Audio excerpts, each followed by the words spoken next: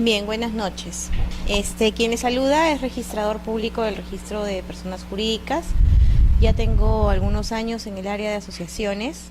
La idea fundamental de este curso, y que fue que también me transmitieron a mí, era que logremos obtener todos un mejor alcance de lo que es el registro de asociaciones, cuál es la calificación de los actos que se efectúan desde el momento inicial de una constitución hasta el momento final de una extinción. También se van a ver temas vinculados a los poderes otorgados del extranjero, por personas jurídicas extranjeras o sucursales, y también en los precedentes de observancia obligatoria vinculados al tema de personas jurídicas no societarias, ¿no? Bien, a ver, quiero acomodarme acá.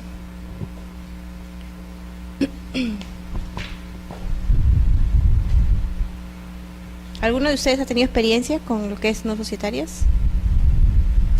¿No?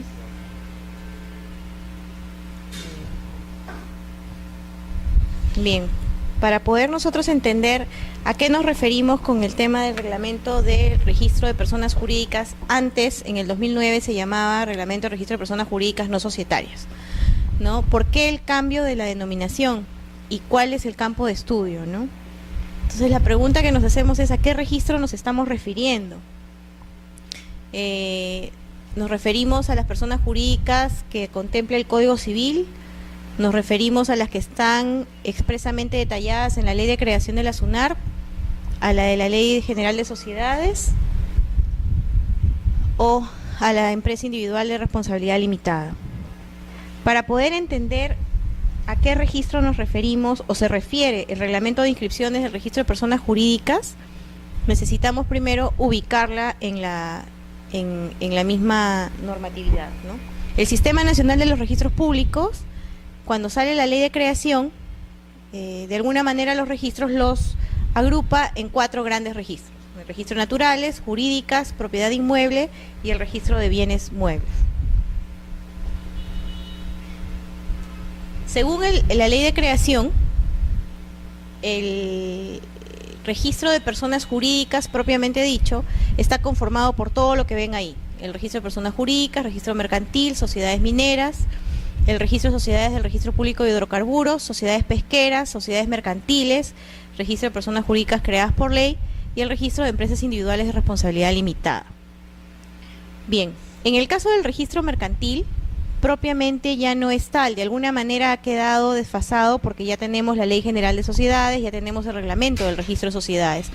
Si bien es un registro que aparece ahí, ese registro ya no es mencionado aquí. Desde el 2001 hablamos del registro de sociedades. En el caso del registro de sociedades mineras, aquí nos estamos refiriendo principalmente a aquellas que son las que las llaman legales, no aquellas que han sido creadas por convenio o por contrato, ¿no? En ese caso ellas también tienen su regulación por la Ley General de Sociedades, pero también por la Ley de Sociedades, por la Ley de Minería, en lo que les resulte aplicable. Lo mismo sucede con el Reglamento de Sociedades del Registro Público de Hidrocarburos, finalmente son sociedades también. En el caso del registro de sociedades pesqueras, la doctora Aldana explicaba este tema de la siguiente manera: si bien está ahí, en realidad es un registro que aparece, pero ya no estaba vigente al momento que es contemplado en la ley. ¿Qué había sucedido? Buenas noches. Anteriormente, en el Ministerio de Pesquería, habían 2 registros, que era el registro de embarcaciones pesqueras y el registro de sociedades o empresas pesqueras. Sin embargo, lo que se veía era que por un lado se registraban las embarcaciones pesqueras y por otro lado también estábamos pidiendo la inscripción como empresa pesquera para luego se inscriban en el registro público. Iba a ser redundante. Entonces se suprimió lo que era el registro de empresas pesqueras. Y finalmente lo que pasa físicamente al registro es el registro de embarcaciones pesqueras. El registro de sociedades pesqueras ya no. Sin embargo, la ley lo contempla, pero eso ya no está en vigencia ni en funcionamiento. En el caso del registro de sociedades mercantiles, es lo mismo que en el caso del registro mercantil. Ya hablamos nosotros del registro de sociedades. Ya la Ley General de Sociedades no hace una distinción entre lo que es mercantil, una sociedad mercantil o no mercantil. A nivel de doctrina quizá aparezca, pero ya no en nuestra normatividad. En el caso del registro de personas jurídicas creadas por ley, estas sí son creadas por la misma Ley de Creación de la SUNAR, nacen aquí, o son contempladas como un registro aquí. y el registro de empresas individuales de responsabilidad limitada que tienen su normatividad propia, ¿no? ¿Por qué he dejado al final el registro de personas jurídicas? El registro de personas jurídicas en chiquito, el que está ahí metido, ese en realidad es el registro que está contemplado en el Código Civil. Ahí estamos hablando de las asociaciones, fundaciones, comités y todas aquellas que están contempladas, las demás contempladas en el 2024 del Código Civil. ¿Qué cosa nos dice el Código Civil, ¿no? Nos habla de los libros de asociaciones, fundaciones, comités, sociedades civiles, que eso lo vamos a ver acá. Asociaciones, fundaciones, comités, sociedades civiles y todas las que están ahí. ¿Por qué he puesto entre paréntesis las sociedades civiles? Porque en realidad, si bien son mencionadas en el Código Civil, estas ya no están aquí, estas ya están en la Ley General de Sociedades, ¿no? Entonces, en principio, el artículo 2024 del Código Civil menciona todas estas. Estas que están acá vienen a ser el registro de personas jurídicas, el chiquito, ¿no? Entonces, el reglamento de inscripciones del registro de personas jurídicas, principalmente lo que va a regular, y eso lo vamos a ver después con la definición que da el mismo reglamento, es el registro de personas jurídicas, el chiquito, y el registro de personas jurídicas creadas por ley.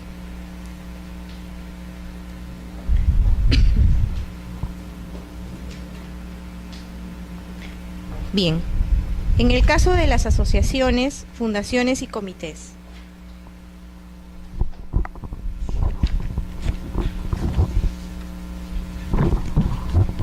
las asociaciones vienen a ser organizaciones estables de personas naturales o jurídicas que se unen para obtener un fin no lucrativo. El término fin no lucrativo lo vamos a ver utilizado normalmente cuando nos referimos a las personas jurídicas que regula el Código Civil. Pero hay que tener en claro que el hecho de que tengan un fin no lucrativo no implica que no puedan ejercer actividades económicas. Una cosa está separada de la otra. El fin lucrativo prácticamente lo que distingue es qué hacemos con esa utilidad que de por sí obtenemos como persona jurídica. Una sociedad lo que hace con esa utilidad es o la reparte o la reinvierte. En el caso de este tipo de personas jurídicas, esa utilidad tiene que estar destinada para el fin para el que se crearon, ¿no? En el caso de las fundaciones también es igual, es una organización no lucrativa en donde se busca una afectación de algún bien o bienes para una finalidad altruista. En el caso de los comités, que también están contemplados en el Código Civil, busca la recaudación pública de aportes, ¿no? En beneficio de las mismas personas. Están las comunidades campesinas y nativas, que ya tienen una normatividad especial. Hay una directiva de SUNARP para ambas, que eso es del año pasado. Están las cooperativas que tienen su ley especial, las empresas de propiedad social, derecho público y las demás que establezca la ley. ¿Cuáles son esas demás que establece la ley? Tenemos ahí las organizaciones sociales de base, las rondas campesinas, los CAFAES y los sindicatos. En el caso de las organizaciones sociales de base, vienen a ser en realidad un tipo especial de asociaciones.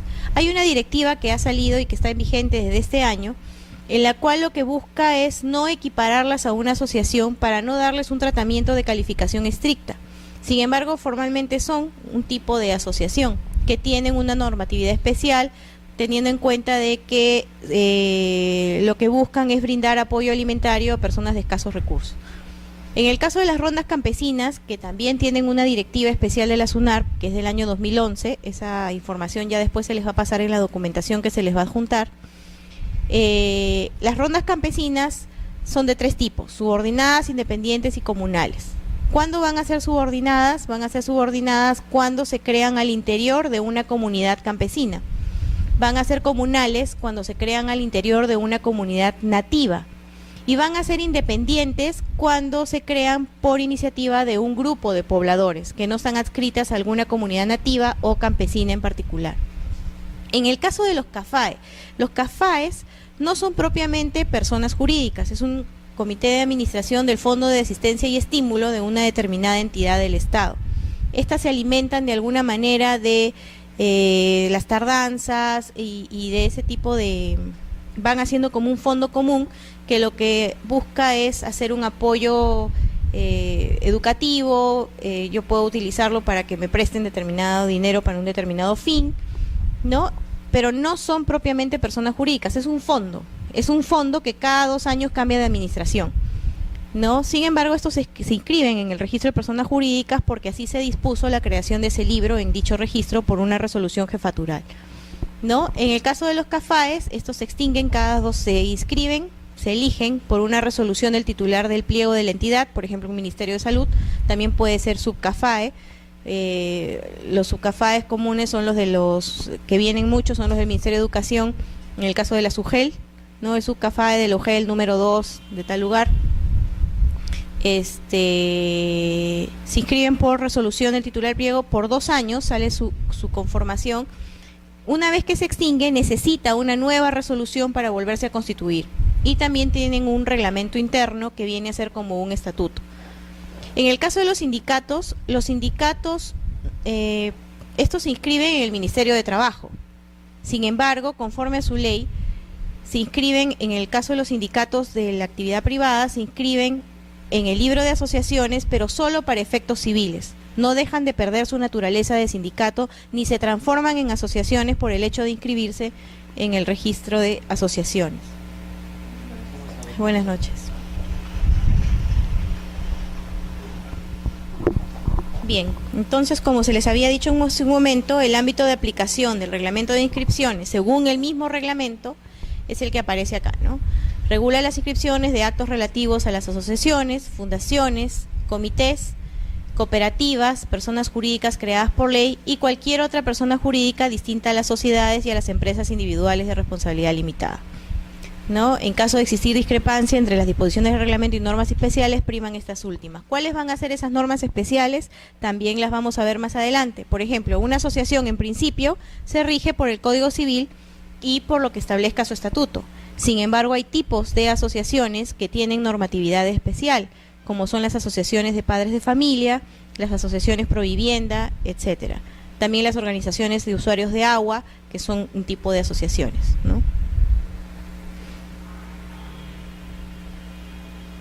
Bien, en el caso de la reserva de preferencia registral, ¿por qué vamos a iniciar el tema así? Porque para yo poder constituir una persona jurídica necesito que esta se pueda distinguir de las demás. ¿Cómo se va a distinguir de las demás? A través de la denominación que yo les voy a poner. Acá hay una ilustración, ¿no? Si yo me pongo a pensar en un tipo de denominación, yo en principio, voy a necesitar una escritura pública. Van a haber determinados tipos de personas jurídicas que no necesitan escritura pública, pero sí una copia certificada, ¿no? ¿Qué pasa si yo voy al registro con una denominación X y el registro me dice, tu denominación ya existe, no te puedes registrar? ¿Qué voy a hacer? Lo que voy a hacer es tener que hacer una escritura pública aclaratoria y eso me va a demandar un gasto. ¿Cómo yo arreglo este tema? ¿Cómo yo subsano este tema? A través de la reserva de preferencia registral. Bien, ¿en qué consiste? Lo que busca la reserva de preferencia registral es salvaguardar una determinada denominación, de tal manera que durante un lapso que establece la norma, esa denominación la voy a poder usar solo yo. Esa reserva va a implicar que el registrador en su momento ya vio en el índice de personas jurídicas que esa denominación no existe ni tampoco genera confusión respecto del tipo de persona jurídica. Es decir, si yo quiero constituir una asociación, no voy a poder utilizar en la denominación el término sociedad o el término cooperativa. Incluso la misma ley de cooperativas establece que el término cooperativa solo se puede utilizar para aquellas contempladas en la misma ley.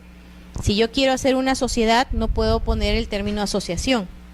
¿Existen? Sí, existen sociedades de médicos del Perú que son asociaciones, por ejemplo. Sin embargo, a la fecha ya no se viene admitiendo por reiterado pronunciamiento del tribunal. ¿Quién o quiénes se encuentran legitimados para solicitarla? La reserva de preferencia registral la van a poder solicitar los socios o un representante autorizado o el mismo notario que interviene en el acto constitutivo o en el acto de modificación estatutaria. ¿Cómo la puedo solicitar? La puedo solicitar de dos formas. Vía título la presento a mesa de partes y ahí pongo la denominación, pongo el tipo de persona jurídica que va a hacer esta denominación y quiénes son el socio o socios que van a estar que van a aparecer al momento del acto constitutivo, de ser una constitución. Otra forma es a través de lo que se llama la reserva en línea, es decir, a través de la página web de la SUNAR yo lleno mis datos, ahí puedo solicitar hasta 5 denominaciones y el registrador público irá viendo de denominación en denominación hasta encontrar aquella que no guarde similitud con alguna ya existente. ¿Qué requisitos debe contener la solicitud? Bueno, los requisitos se encuentran contemplados en el artículo 32, ¿no? En principio tengo que identificar a la persona que está solicitando la reserva, tengo que consignar el tipo de persona jurídica, tengo que consignar la denominación. El domicilio no es importante porque hay que tener en cuenta que la reserva es a nivel nacional. Ahora el índice de registro de personas jurídicas es a nivel nacional, por tanto una persona jurídica que se constituye en Lima y hay otra que se quiere constituir en Ayacucho, la de Ayacucho no podrá tener una denominación igual a una de la de Lima o de Trujillo, etcétera. Es un registro a nivel nacional. ¿Desde cuándo y por cuánto tiempo va a permanecer vigente una vez concedida? El reglamento nos habla de 30 días hábiles a partir de su concesión. Desde ese momento nadie podrá utilizar esa denominación y yo tendré 30 días hábiles para poder presentar mi escritura pública de constitución. ¿Cuántas veces puedo solicitar la reserva de un mismo nombre? En realidad, cuantas veces yo desee y siempre y cuando alguien no me haya ganado en la solicitud. Y eso lo vamos a ver en un momento, ¿no? Vamos a poner un ejemplo para esto ya no, porque esto ya lo pasé. Bien. En el tema de si puedo solicitar cualquier nombre, hay unas limitaciones que establece el reglamento. En primer lugar, no puede inducir a error o confusión respecto del tipo de persona jurídica, que era lo que les explicaba hace un momento, ¿no? César, William y Pablo quieren constituir una asociación y tienen en mente esos 3 nombres. ¿El primero es correcto? Si quieren constituir una asociación, ¿es correcto? No, no es correcto porque está utilizando el término sociedad. El segundo, tampoco porque está utilizando el término comité. Y el tercero, no dice expresamente asociación, no tiene por qué decir expresamente asociación, sin embargo, la denominación no nos induce a ningún tipo de error. Si en la definición del estatuto va a decir que es una asociación civil, me va a quedar clarísimo que es una asociación y no es otra cosa. El segundo ejemplo, ¿es admitido o no es admitido?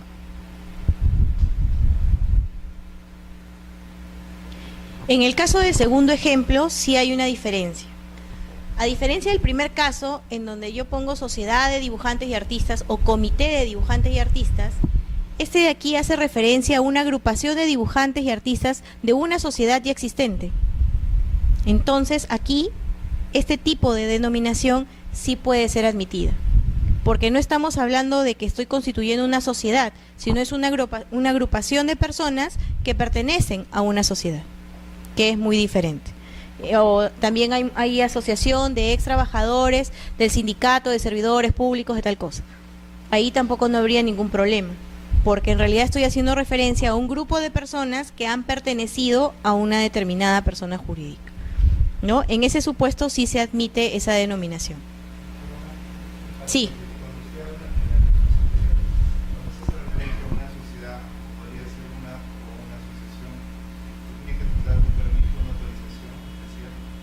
No, no se ha venido pidiendo. No se ha venido pidiendo ningún permiso. Antiguamente sí.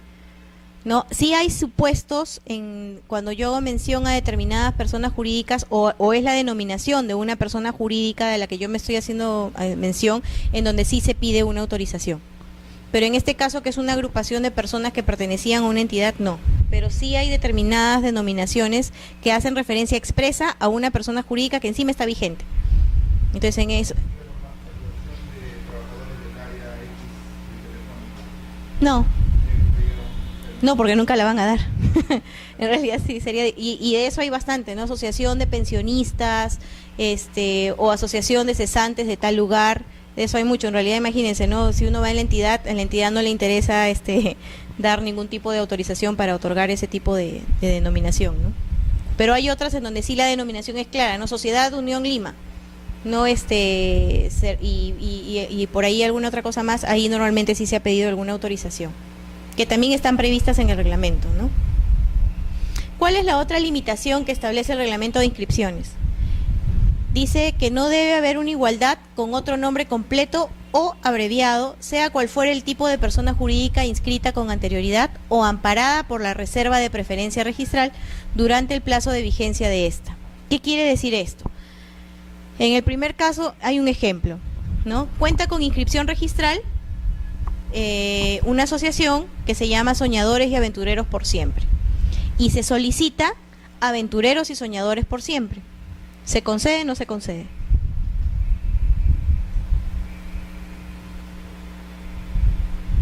¿Para ustedes es diferente?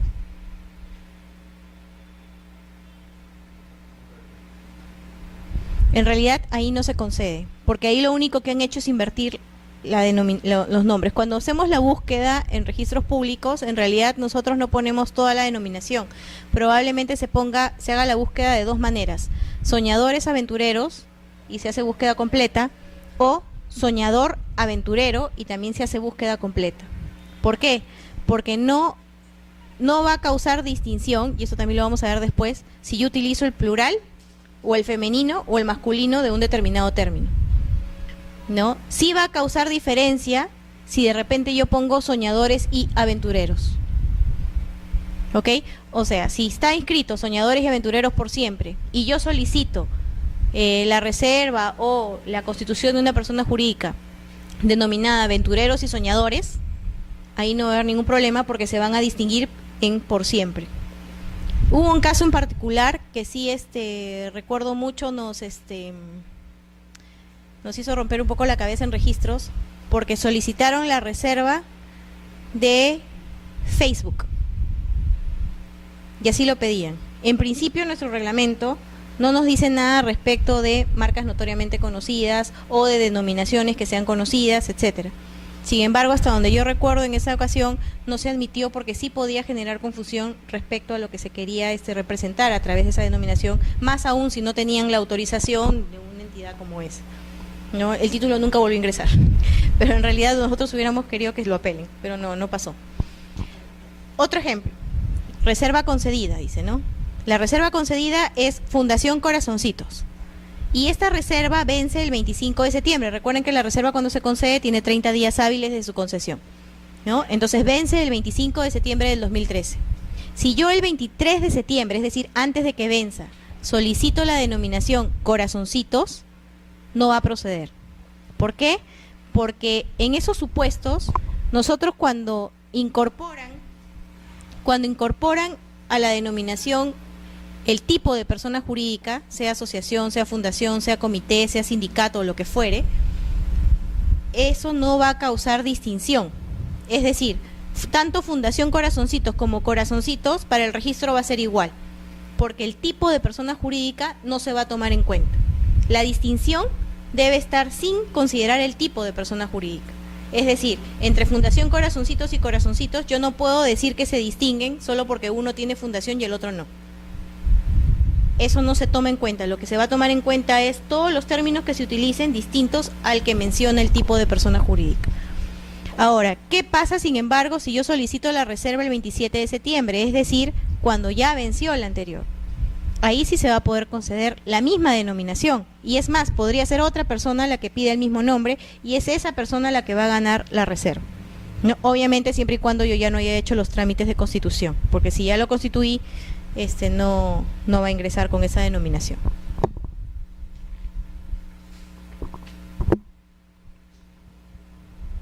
En el caso de otra limitación que también establece el reglamento, es el que está ahí, ¿no? El nombre abreviado no esté compuesto por una o más palabras o primeras letras o primeras sílabas de todo o alguna de las palabras que integran el nombre completo en el orden que éste se presente. En el orden que éste se presente, esta es una precisión que sí efectúa nuestro reglamento de inscripciones de registro de personas jurídicas, ¿no? Y ahí va más o menos el ejemplo, ¿no? Esa es la denominación larga: Asociación de Comerciantes del Mercado Mayoristas Unidos por Siempre, Peleados Jamás, ¿no? En principio, si nosotros vemos la primera proposición, tiene la A de asociación, la C de comerciantes, la M de mercado, la M de mayoristas, la U de unidos, S de siempre, P de peleados y J de jamás. Está en el mismo orden, esa no tendría ningún inconveniente. Sin embargo, como que no es muy comercial tampoco esa sigla, ¿no? Pero bueno, si quieren ellos la podrían utilizar. ¿Qué pasa con la segunda? Comerciantes unidos. ¿Procede o no?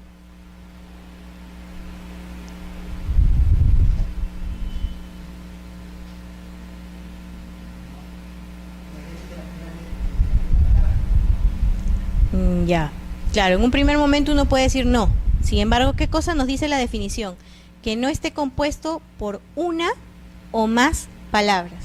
Es decir, yo puedo utilizar una o dos palabras para hacer mi sigla o mi denominación abreviada, pero lo importante es que la consigne en el orden que se presenta. No necesito poner a todas. Entonces, Comerciantes Unidos sí podría ser la denominación abreviada de esa grandota de ahí. Jamás peleados, siempre unidos. ¿Procedería?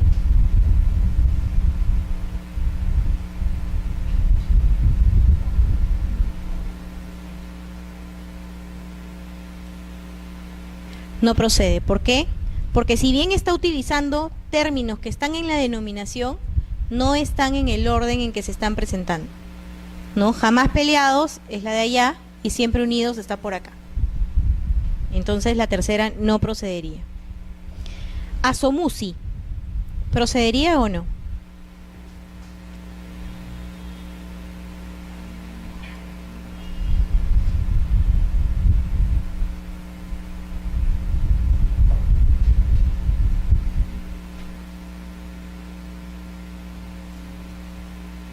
Dice que no esté compuesto por una o más palabras o primeras letras o primeras sílabas de todas o algunas.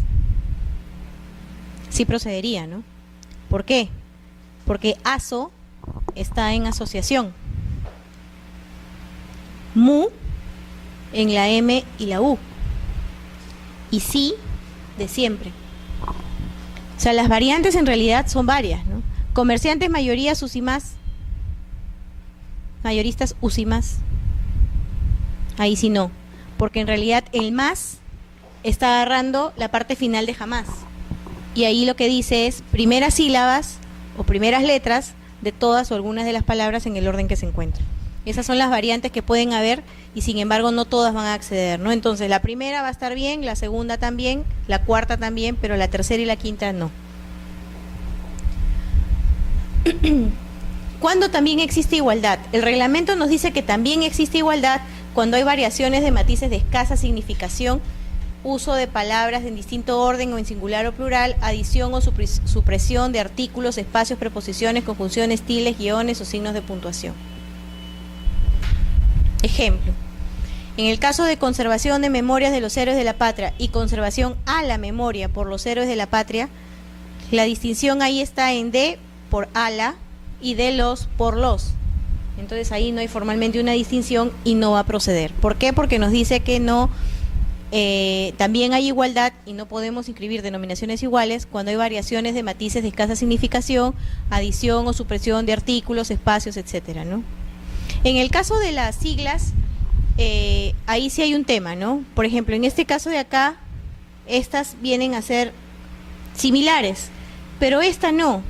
¿Por qué? Porque en el caso de las siglas representan a una denominación madre o denominación principal. Entonces, si bien las tres primeras sí se parecen, en el caso de la última no, porque está representando en realidad a otro tipo de denominación, ¿no? Entonces ahí no habría similitud. ¿Puedo utilizar el nombre de una persona natural? En principio lo puedo usar siempre y cuando yo tenga autorización, pero hay una excepción. Esa excepción es cuando esa autorización yo no la puedo obtener porque se tratan de personajes históricos o ilustres, ¿no? Y ahí más o menos ponemos una definición de lo que es histórico o ilustre, ¿no? Perteneciente o relativo a la historia, averiguado, comprobado, cierto, de distinguida prosapia, casa, origen, insigne, célebre. En el caso, por ejemplo, de las organizaciones sociales de base, mucho vamos a ver que estas llevan denominaciones o de presidentes o de las primeras damas.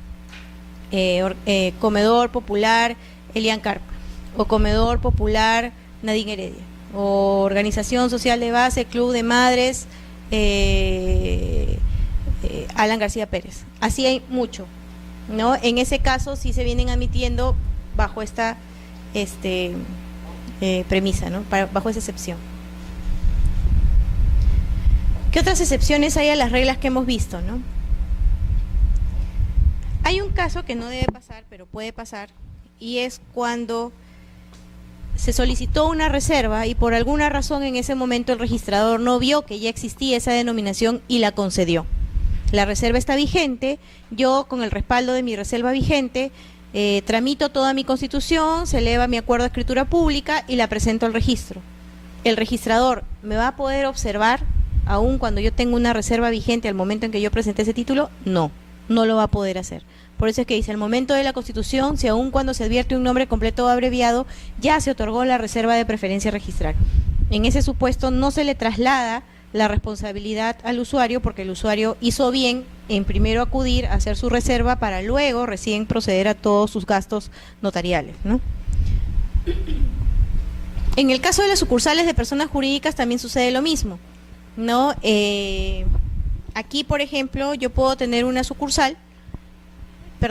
persona jurídica y luego quiero abrir una sucursal en algún departamento. Entonces va a llevar el nombre de la persona jurídica y además va a decir sucursal de Lima, sucursal de Perú, sucursal de Ayacucho o lo que fuere. En ese caso sí hay una denominación que estoy empleando que es de la persona jurídica inicial. Entonces ese supuesto también está admitido en el caso de las sucursales de personas jurídicas, ¿no? Otro supuesto también es cuando el socio que autorizó la utilización de su nombre para ser incluido en el de la persona jurídica es separado o excluido. Aquí lo que nos dice el reglamento es que sí se le va a poder utilizar siempre y cuando él acuda y dé su consentimiento a de que sigan utilizando esa denominación, a pesar de que es separado o excluido ya de la asociación. No, porque puede ser que también 3 personas estuvieron muy animosas de formar una persona jurídica, pero luego en el interín se pelearon o lo que fuera y yo decido apartarme, ¿no? Pero como están utilizando mi nombre, no hay problema, yo doy mi autorización, pero tiene que comparecer a dar su autorización. ¿Qué otros aspectos hay que tener en cuenta en el caso del nombre de las personas jurídicas? En realidad, en toda la regulación de las personas jurídicas, siempre lo principal que va a pedir para que esté en su estatuto es su denominación, ¿no? Es el caso de asociaciones, por ejemplo, el artículo 82, el estatuto debe contemplar necesariamente la denominación. Pero hay supuestos especiales de asociaciones en que no va a bastar con que yo ponga una denominación, sea que yo la invente o que más me guste. En el caso de las asociaciones de padres de familia de instituciones educativas públicas que tienen una normatividad propia, ahí solo se puede admitir por cada institución educativa pública una sola asociación de padres de familia. No pueden haber más de una. Entonces, si yo tengo una asociación educativa X y hay una asociación de padres de familia de esa institución educativa X y luego me viene a mí una reserva con la misma denominación o similar denominación de asociación de padres de familia de la misma institución educativa, yo no lo puedo admitir. ¿Por qué? Porque solo puede existir una asociación de padres de familia por cada institución educativa existente. En el caso de las organizaciones sociales de base, es muy común de que utilicen denominaciones similares, normalmente haciendo referencia a santos, a arcángeles o a personajes ilustres, etcétera, ¿no? Entonces, justamente como lo que se busca es de alguna manera incentivar la formalización de estas organizaciones sociales de base que finalmente son de escasos recursos, lo que nos dice la norma es que el registrador debe tomar en cuenta su normatividad especial, debe tomar en cuenta el distrito o provincia donde se efectuó su inscripción municipal y los datos de identificación de la resolución municipal. Normalmente la resolución municipal les da un código, entonces ese código debemos también consignarlo, ¿no? ¿Qué otros supuestos especiales existen? Las asociaciones provivienda, que también tienen una normatividad especial, su reglamento de la 131H. En la denominación que adopte dice deberá necesariamente acompañar la frase asociación provivienda. Si yo no quiero dedicarme o no quiero adscribirme a la normatividad de las asociaciones provivienda, no voy a poder utilizar esa denominación. No voy a poder utilizar el término asociación provivienda. Y eso expresamente lo dice su norma, que es normatividad especial. En el caso de las federaciones deportivas nacionales que están en la ley del deporte, al igual que en el caso de las asociaciones de padres de familia, solo puede existir una federación por cada disciplina deportiva, ¿no? Federación Deportiva Nacional de Natación, Federación Deportiva Nacional de Básquet, no pueden haber 2 o 3. Por eso es que la inscripción ahora nos exige que primero tengan que irse al IPD, recabar su resolución y con esa resolución van a venir al registro a presentar toda su documentación. Así el registro también tiene certeza que efectivamente tiene ya la autorización del IPD, ¿no? Y eso está en la ley del deporte. En el caso de las organizaciones sociales de agua, también hay normatividad especial. Las organizaciones sociales de agua pueden ser comités, comisiones de usuarios o juntas de usuarios, o también pueden ser asociaciones cuando no comparten una misma obra hidráulica, que le llaman. No, dice cuando comparten una fuente de agua superficial o subterránea y un sistema hidráulico común. Ahí van a poder ser comités, comisiones de usuarios o juntas de usuarios. Y en ese caso van a tener que consignar en su denominación que es un comité de usuarios o una comisión de usuarios o una junta de usuarios, ¿no? Y en el caso que sean asociaciones también y vinculadas al tema de los usuarios de agua, van a tener que poner asociación de usuarios de agua y de ahí la denominación que ellos quieran. Es decir, la normatividad especial exige de que consignen el tipo de persona jurídica que finalmente son, o la finalidad que tienen en todo caso, ¿no? En el caso de las fundaciones, hay un consejo de supervigilancia de fundaciones, ¿no? Que normalmente es quien se encarga de supervisarlas, ¿no? Entonces, ahí también dice, ¿no? Que tiene que indicar la denominación y domicilio de la fundación cuando no conste del acto constitutivo. Ergo, tiene que haber una denominación en el acto constitutivo. En el caso de los comités, igual, ¿no? El artículo 113 del Código Civil nos dice que tiene que estar la denominación, la duración y el domicilio. En el caso de las comunidades nativas, ahí sí hay que tener en cuenta la resolución de su reconocimiento, ¿no? Por la Dirección Regional de Agricultura del gobierno regional competente. En el caso de las comunidades campesinas, también tenemos que tener en cuenta la resolución de reconocimiento. Tanto comunidades nativas como campesinas tienen un tipo de constitución especial, porque en principio solo les basta la resolución de reconocimiento que les expide la Dirección Regional de Agricultura del gobierno regional. Si ellas desean, podrán inscribir simultáneamente su estatuto, si no lo podrán hacer después. E incluso después van a poder inscribir sus directivas sin necesidad de inscribir el estatuto. Es un tipo de normatividad especial que ellas tienen. En el caso de las rondas campesinas y comunales, en la denominación también debe constar la comunidad campesina a la que pertenecen. Las rondas campesinas y comunales que pueden ser subordinadas o las comunales que están que se forman al interior de una comunidad nativa, necesitan primero la aprobación por la comunidad nativa o por la comunidad campesina de la constitución de esa ronda. Y luego en la denominación van a tener que hacer referencia a esa comunidad campesina o nativa según corresponda y también al sector en el cual se van a desenvolver. En el caso de los CAFAES se constituyen por resolución administrativa del titular del pliego. Entonces, la denominación nosotros la vamos a extraer de esa resolución, según sea un CAFAE o un subCAFAE, ¿no? En el caso de las cooperativas, también tienen una normatividad especial, que es la que está ahí, la Ley General de Cooperativas, no hay aún reglamento. También nos dice cómo se deben denominar o cómo las debemos llamar. En el caso de una cooperativa primaria nos dice que debe decir la cooperativa, el tipo y luego el nombre distinto que éste elija. Hay que tener en cuenta que en el caso de las cooperativas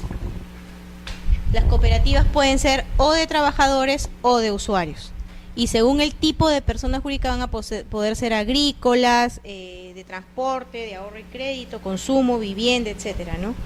Entonces, cuando yo ponga la denominación, voy a poner cooperativa de trabajadores, de repente agrícola, y ahí la denominación que yo ponga, ¿no? Después. Tiene que estar expresamente previsto, ¿no? Y según se trate de una cooperativa central, en el caso de una federación nacional, etcétera, la norma dice expresamente cómo se debe conformar esa denominación. Son supuestos en los cuales, todos los que estamos viendo aquí, son supuestos especiales en donde la persona jurídica no se puede llamar necesariamente como quiera, sino que tiene que tener algunos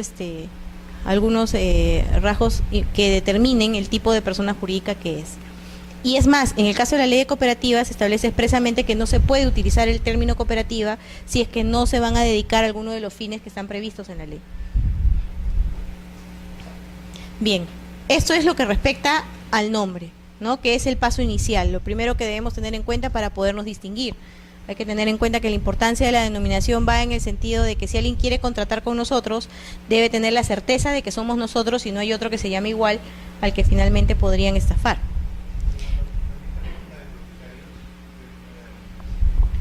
En el caso de la Junta de Propietarios no se inscribe en el registro de personas jurídicas, sino se inscribe en el registro de propiedad de inmueble en donde corresponda la edificación o el edificio, qué sé yo, ¿no? Es aparte. Antiguamente sí se vino admitiendo, sin embargo ya hay reiterada jurisprudencia del tribunal que ha establecido que la Junta de Propietarios no es propiamente una persona jurídica. Lo que hacen es formar a esta junta para que puedan desenvolverse en los temas que establece la ley de propiedad horizontal, si no me equivoco, ¿no?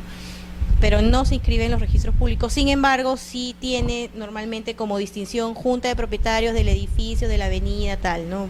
Por poner un ejemplo, ¿no? Pero no se inscribe en el registro de personas jurídicas. Bien, el domicilio.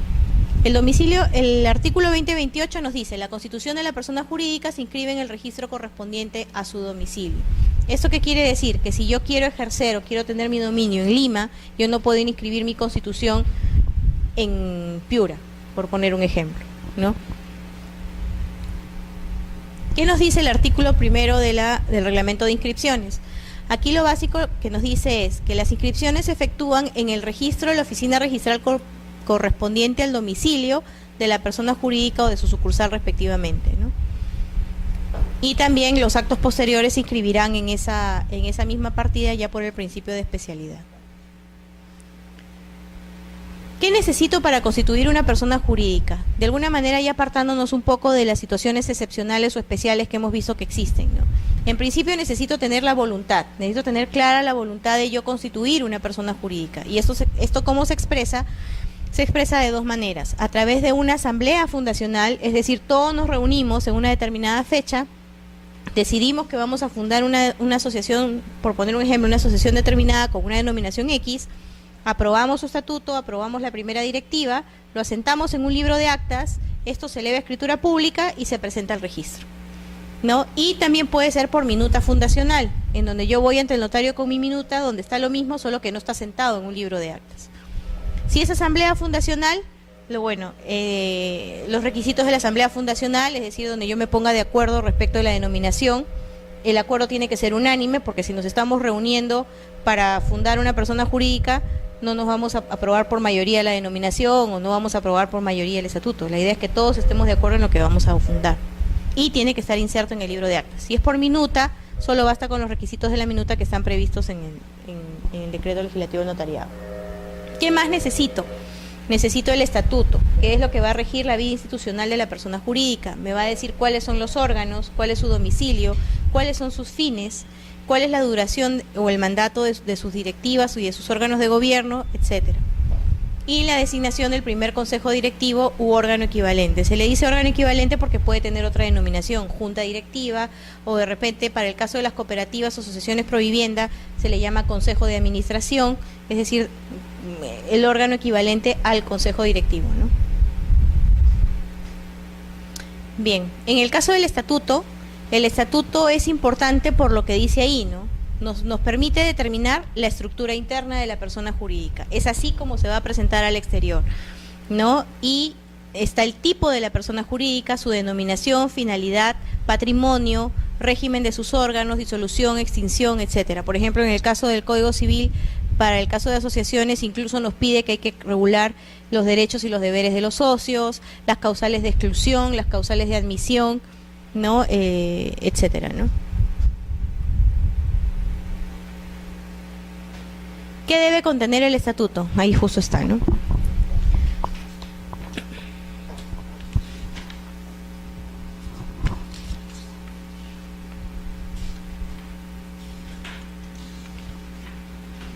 En el caso de las asociaciones, el contenido del estatuto, una asociación normal, el contenido del estatuto está previsto en el artículo 82 del Código Civil, ¿no? Que es lo que les venía diciendo, ¿no? Todo lo que está ahí. Denominación, duración, domicilio. En el caso del domicilio hay que tener en cuenta de que el reglamento de inscripciones actual ahora hace una distinción respecto de lo anteriormente normado, y es que exige de que esté expresamente contemplado el distrito. Es decir, ya no basta consignar la provincia o el departamento. No es que tenga que poner una dirección exacta, sino que tengo que poner el distrito, la provincia y el departamento. Este tema del distrito en realidad se exigió por el tema de los beneficios que podían acceder determinadas personas jurídicas según el lugar en que se encuentren, ¿no? En el caso de las asociaciones de padres de familia, son asociaciones finalmente, tienen como órganos una asamblea general y un consejo directivo. El resto se puede normar por lo que es asociaciones, sin embargo, tienen algunas especificaciones. El consejo directivo tiene que tener un mandato de 2 años, no está admitida la reelección y la elección debe ser por voto secreto. En una situación normal, una asociación puede tener 10 años, 5 años e incluso su consejo directivo puede tener duración indefinida. Si es una asociación de padres de familia, necesariamente tiene que tener 2 años y no podrá reelegirse, ¿no? El voto también puede ser secreto, pero también puede ser por aclamación nominal, etcétera, ¿no? Pero en el caso de las asociaciones de padres de familia, exige que sea secreto.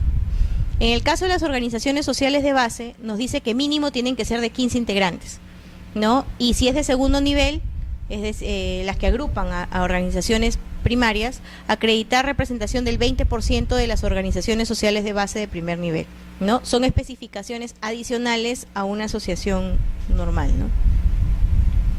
En el caso de las asociaciones Provivienda, también hay determinadas especificaciones. Tiene que denominarse asociación Provivienda, de ahí yo pongo la que yo quiera. Sus finalidades deben estar limitadas a la adquisición de terrenos y construcción o compra de viviendas. No puedo poner otras cosas adicionales en todo caso, ¿no? O puede tener otras, pero tienen que estar básicamente vinculadas a la adquisición de los terrenos y la construcción o compra de viviendas.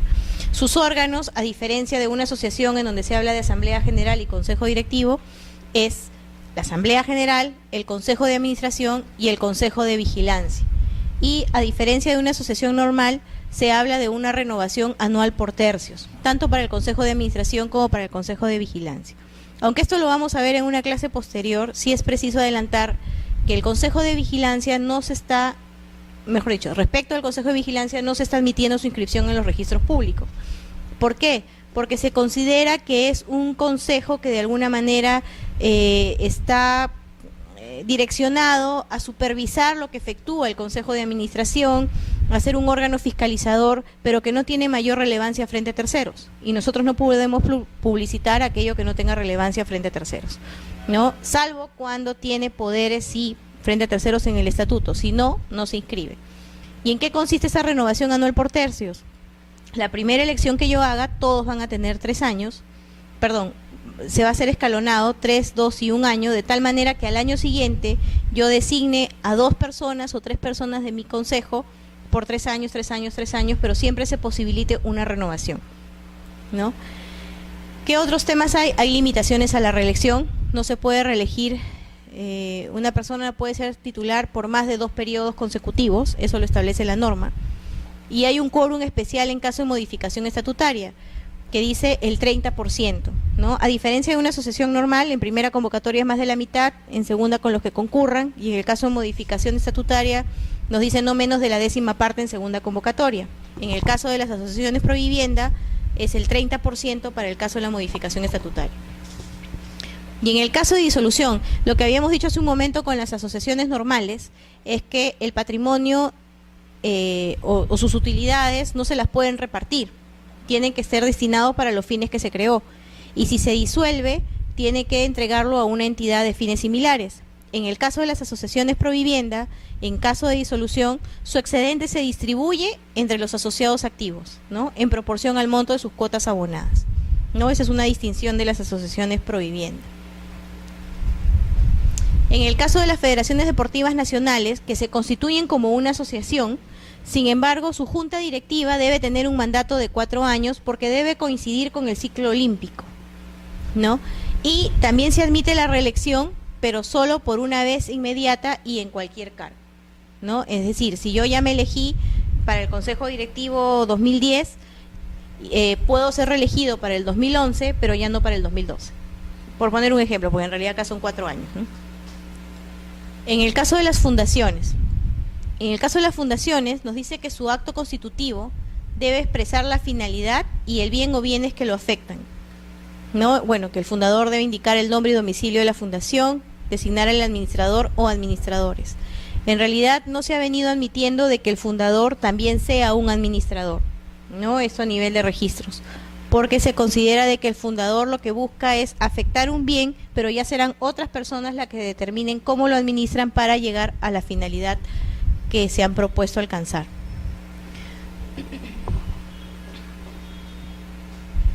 En el caso del comité, también nos dice que debe expresar el estatuto, y lo básico es la finalidad altruista que se propone, ¿no? Si no tiene una finalidad altruista que expresamente detallada, en realidad, si vemos, no se va a distinguir mucho de lo que es una asociación. O sea, básicamente es el tema de la finalidad altruista lo que es la diferencia, ¿no?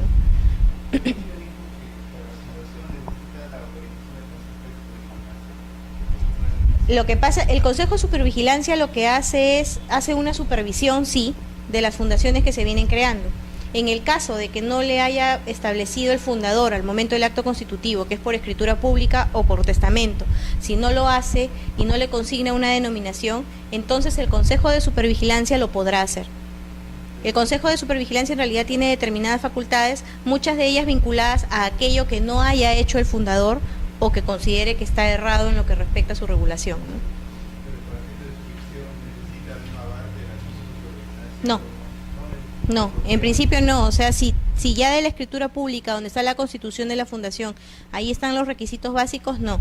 Sin embargo, si no hay o falta un requisito, debe informarse al Consejo de Supervigilancia para que supla aquello que no hizo el fundador en su momento. Bien, en el caso de las comunidades nativas, bueno, tienen una constitución y legislación especial. Hay casos en donde solo vamos a ver en el título archivado la resolución de su reconocimiento y nada más. Sin embargo, el resto se suple por las normas que las rigen, ¿no? En el caso de las comunidades campesinas, bueno, nos dice que el estatuto cuando menos debe consignar la denominación y domicilio de la comunidad, constitución, funcionamiento. La norma nos habla de 2 años reelegibles por un periodo igual.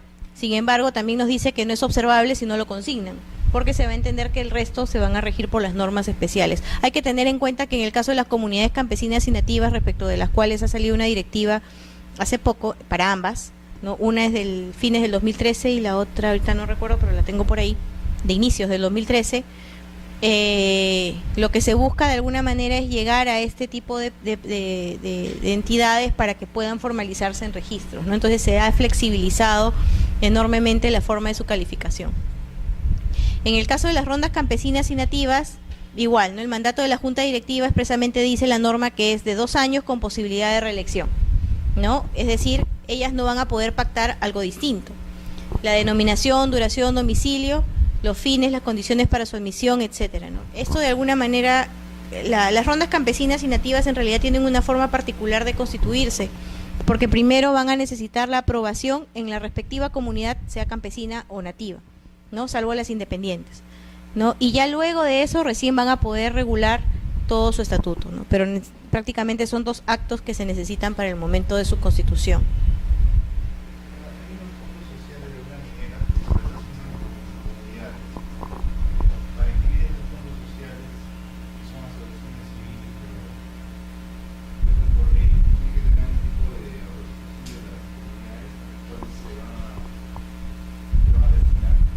Bueno, en principio no.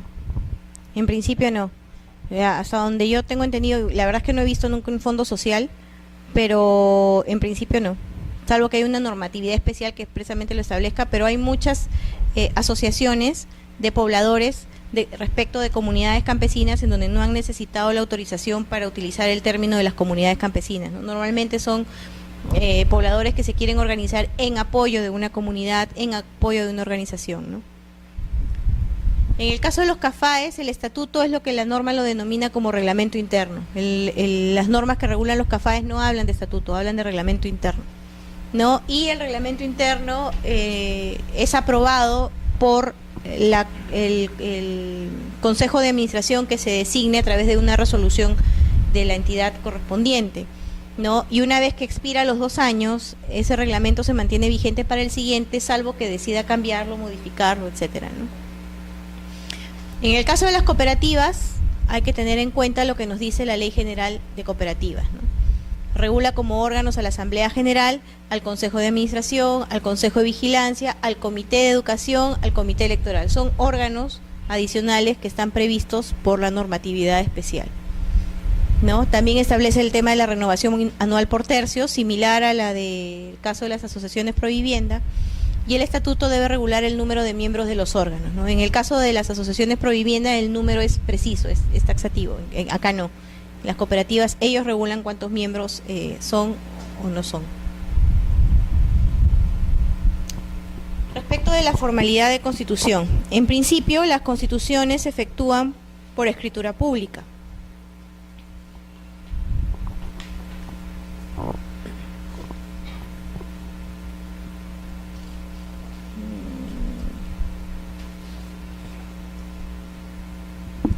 ¿No? En principio se efectúan por escritura pública, ¿no? Y esto es porque está contemplado en el artículo 2010 del Código Civil, ¿no? Que dice: la inscripción se hace en virtud de título que conste en instrumento público, salvo disposición contraria, ¿no? Hay que tener en cuenta que de alguna manera la ley de creación también faculta a la institución a que pueda flexibilizar en determinados supuestos la formalidad que le vamos a exigir a determinados tipos de personas jurídicas, como es el caso de las organizaciones sociales de base, por ejemplo, ¿no?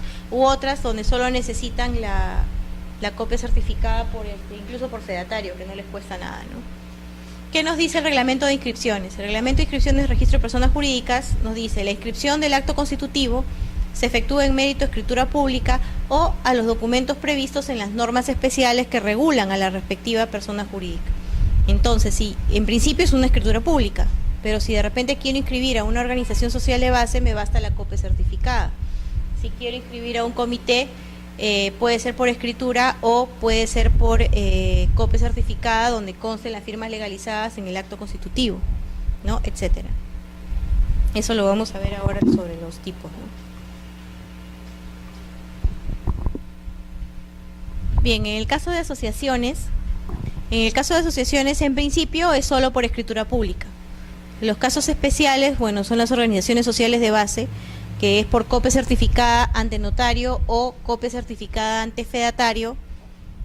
Y en el caso de las federaciones deportivas nacionales, si bien es por escritura pública, necesitan además la resolución de autorización del Instituto Peruano de Deporte, ¿no? O sea, no van a poder entrar solitas. En el caso de la organización social de base, pueden entrar con o sin su resolución municipal de reconocimiento. En el caso de las fundaciones, es por escritura pública o también puede ser por testamento. Tiene esas dos formas de que se pueda constituir una fundación, ¿no? Muchas veces en el testamento a veces no se dejan especificaciones vinculadas a la fundación y es ahí cuando el Consejo de Supervigilancia entrará a determinar aquello que no se contempló en su momento, ¿no? En el caso de los comités, nos dice la norma de que puede constar en documento privado con legalización notarial de firma de los fundadores, ¿no? En el caso de las comunidades nativas, es a través de su resolución de reconocimiento expedida por la Dirección Regional Agraria del Gobierno Regional, ¿no? Hay que tener en cuenta que en el caso de las comunidades nativas no es obligatorio que ingresen con el estatuto. En principio sería lo ideal. Es más, la norma que dentro de un rato vamos a ver habla de que establece las pautas para que puedan ingresar con su estatuto, con su directiva, pero si no lo ingresan no te lo tenemos por qué exigir, ¿no? Pueden ingresar tranquilamente solo con la resolución de reconocimiento y ya posteriormente podrán inscribir su estatuto o su junta directiva. En realidad en esos casos son las únicas excepciones porque normalmente no se admite la constitución de una persona jurídica si es que no tiene cuando menos a su primera directiva, ¿no? Y eso también porque lo establece el reglamento. En el caso de las comunidades campesinas, es igual, también necesita la resolución administrativa del órgano competente en asuntos de las comunidades, del gobierno regional, y la copia certificada, sea por notario o juez de paz, de la asamblea donde se encuentra el estatuto y la directiva comunal. Si no adjuntan el estatuto a la primera directiva comunal, bastará con la resolución administrativa de reconocimiento, ¿no? En el caso de las rondas campesinas subordinadas y las rondas comunales, la norma nos hace una distinción.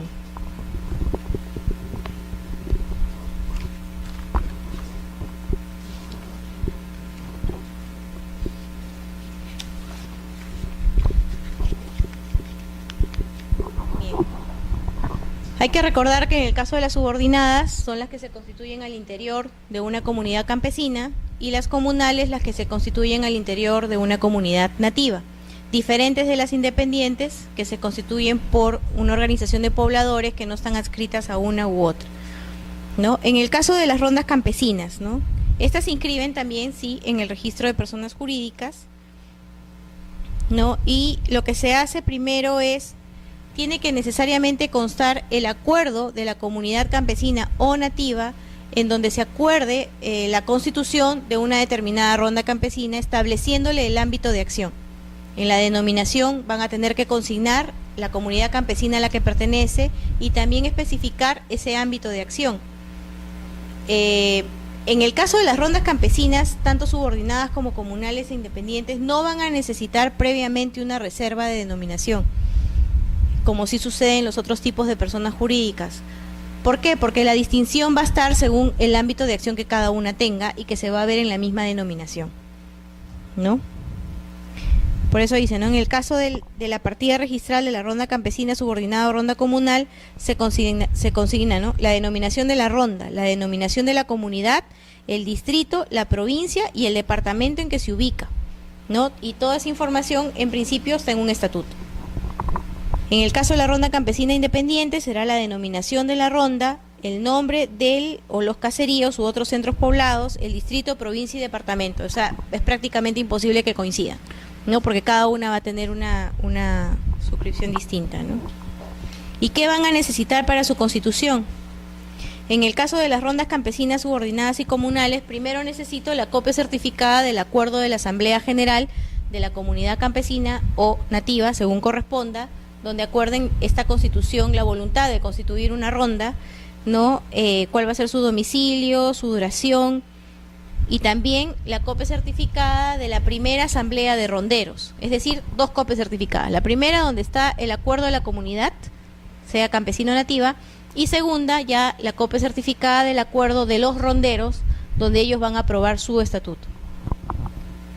Y adicionalmente la norma nos habla de una copia certificada del padrón de ronderos o la constancia de convocatoria y quórum correspondiente, ¿no? Y en el caso de las campesinas independientes, nos dice la copia certificada del acta de Asamblea General de Pobladores Rurales, ¿no? Que conforman su radio de acción, donde se apruebe la constitución de la ronda. Y adicionalmente, el juez de paz tiene que certificar que efectivamente quienes se están reuniendo constituyen el 50% de los pobladores que están en ese ámbito de acción, que los acuerdos se han adoptado con más del 50% de los que están ahí presentes, ¿no?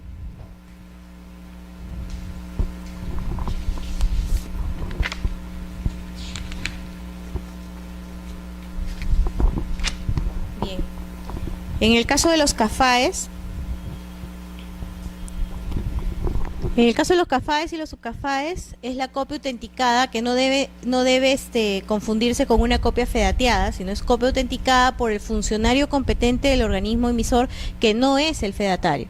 El fedatario, en realidad, la documentación que autentica el fedatario es solo para trámites internos, ¿no? Entonces, si quieren constituir un CAFAE o un subCAFAE, no puede ser una copia autenticada de la resolución, tiene que ser certificada por el funcionario competente de esa entidad, que no sea el fedatario y que pueda expedir ese tipo de documentación para terceros, ¿no? Y el reglamento interno, ahí sí se exige la presentación del reglamento interno, no podría entrar la resolución sola, porque es justamente el reglamento interno lo que va a regular su funcionamiento y cuáles son las formas de organización de este tipo de entidades, ¿no? En el caso de la cooperativa, puede ser o por escritura pública, o por copia certificada notarial, o por copia certificada por juez de paz, ¿no? Del documento donde está su constitución, ¿no? Y bueno, la normativa nos dice una cosa, ¿no? Que la cooperativa solo funciona u opera válidamente cuando está inscrita en registros públicos, y lo mismo sucede en el caso de la elección de los dirigentes y demás mandatarios. Es decir, tienen una inscripción de alguna manera frente a terceros, solo si se inscriben solo va a poderse oponer, pero si no se inscriben no. No es algo así como lo que sucede en una asociación. En las asociaciones pueden haber elegido su consejo directivo y este está regulando, si está rigiéndose, y ya luego van a proceder a inscribirlo. Sin embargo, acá hay una exigencia de la inscripción, ¿no? Lo que no necesariamente sucede en asociaciones. En el caso de los sindicatos, aquí normalmente se admiten dos cosas, ¿no? O la copia certificada notarial, también se puede hacer por escritura pública, pero es la copia certificada notarial o por juez de paz del acta donde esté la constitución, la aprobación del estatuto y de la primera junta directiva, o en su defecto también la copia certificada por el funcionario de la autoridad de trabajo. Normalmente, ¿qué sucede? Que un sindicato cuando se constituye y adopta su acuerdo, va primero al Ministerio de Trabajo, porque nosotros en el registro le vamos a exigir que nos adjunte esa constancia de aprobación que expide el Ministerio de Trabajo, ¿no? Ahora, hay a raíz de un precedente de observancia obligatoria y de algunas resoluciones del Tribunal Registral, cuando ya viene el sindicato con la constancia de aprobación automática, ya no se efectúa mayor calificación. Es decir, la calificación únicamente se circunscribe a la resolución o a la constancia de aprobación automática que expide la autoridad de trabajo, porque no se podría hacer una doble calificación. Es decir, de alguna manera, si el Ministerio de Trabajo ya lo admitió, ¿por qué nosotros ahora lo vamos a denegar? No puede haber una doble calificación y encima en la instancia administrativa. No, en ese supuesto, cuando ya viene con la constancia de aprobación automática y vienen encima las copias certificadas donde ahí señalan incluso el expediente en el cual obra en el Ministerio de Trabajo, ya con eso se admite para su constitución, ¿no? Sin hacerle mayores observaciones, y solo se ciñe la calificación a la resolución.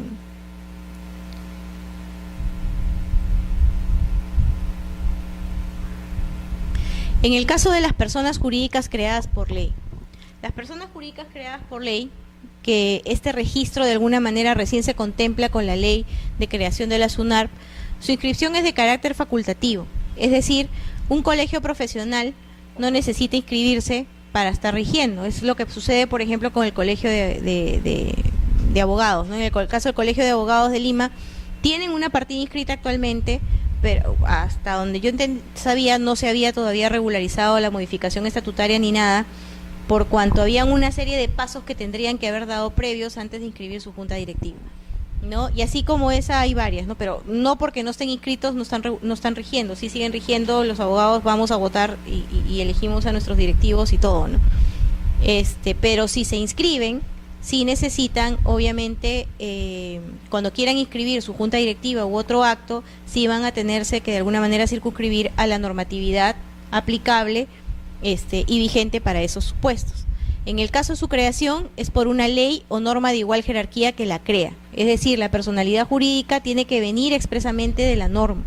No es que yo pueda inferir, o no porque una norma la mencione, yo ya debo entender que es una persona jurídica. No es así, ¿no? Un ente que puede ser mencionado o de alguna manera contemplado en una normatividad, si esta normatividad expresamente no le atribuye la personería jurídica, nosotros no lo podemos considerar como tal, ¿no? Entonces tiene que estar expresamente ahí la atribución de personalidad de esta persona jurídica para que se pueda inscribir como tal en los registros públicos y meritúe la apertura de una partida, ¿no? De una partida registral. Ahora, esta persona jurídica, normalmente la persona jurídica que es creada por una ley, su estatuto también es creado por un decreto supremo o por una norma similar. Sin embargo, hay ocasiones en que la ley de creación faculta ya a todos los miembros de esa persona jurídica a que ellos aprueben su estatuto y también acrediten sus demás directivas, ¿no? Normalmente siempre hay una comisión organizadora que luego dice ellos se encargarán de aprobar el estatuto y de ahí van a proceder a inscribir a su primera junta directiva, ¿no? Ese es en el caso de las personas jurídicas creadas por ley. Aquí en realidad están los colegios profesionales y también hay otras personas jurídicas que así establezca la norma. En el caso de las organizaciones sociales de agua, estas sí tienen una particularidad especial, ¿no? Que está justo por acá.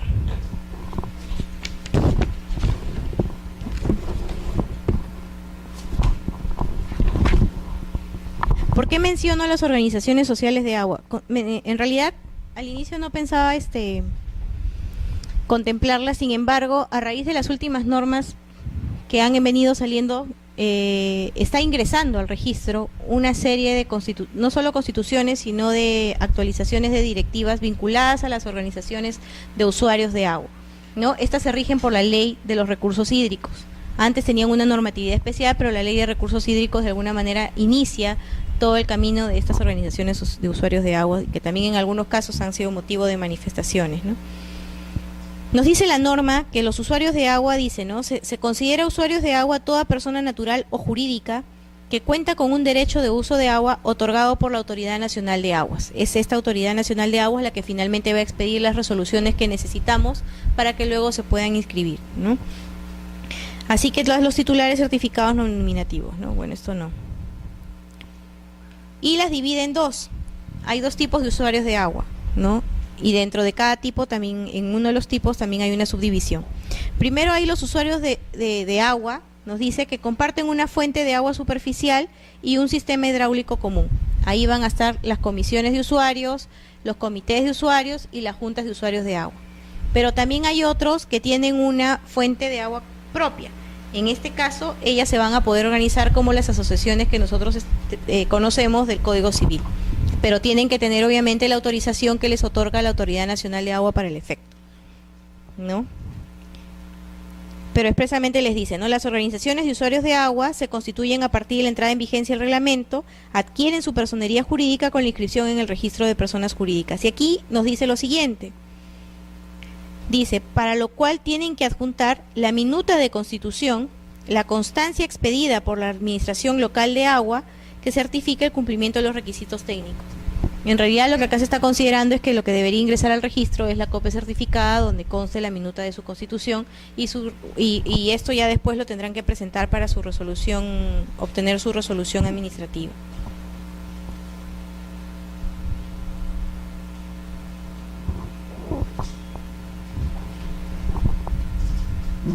Bien, algunas consideraciones finales, ¿no? En las personas jurídicas, en principio, pueden participar tanto personas naturales como otras personas jurídicas para su constitución. Sin embargo, si están participando personas jurídicas, debe consignarse la partida en la que se encuentran inscritas, quién es su representante, etcétera, ¿no? El domicilio, que fue lo que se mencionó hace un momento, ahora con este nuevo reglamento hay que expresar tanto el distrito como la provincia y el departamento. Antes era solo provincia y departamento. En el caso de los integrantes del primer consejo directivo u órgano equivalente, hay que tener en cuenta aquí un detalle, ¿no? Pueden ser personas jurídicas, sí. Sin embargo, si son personas naturales, voy a tener que consignar el documento de identidad de las personas naturales que estoy designando. Si son personas jurídicas, voy a tener que consignar su partida y a su representante, ¿no? Son datos que tienen que estar al momento de la constitución. En el caso del inicio del mandato, si yo me constituyo por asamblea fundacional y en esa asamblea fundacional yo no digo algo distinto, en principio la vigencia del mandato de ese primer consejo directivo va a ser desde su asamblea fundacional. Es decir, si hoy día todos nosotros nos reunimos, hoy día estamos 5 de marzo del 2014, entonces y designamos a nuestro consejo directivo, a partir de hoy iniciará. No va a poder ser antes. ¿Qué pasa si yo primero celebré un acuerdo con un grupo y dijimos nos vamos a constituir como asociación? El acuerdo fue adoptado el 3 de enero, ¿no? Y ya recién hoy día, 5 de marzo, nos reunimos para aprobar nuestro estatuto. Puede incluso que hayamos elegido en aquella oportunidad a nuestra primera junta directiva. ¿Eso es posible o no es posible?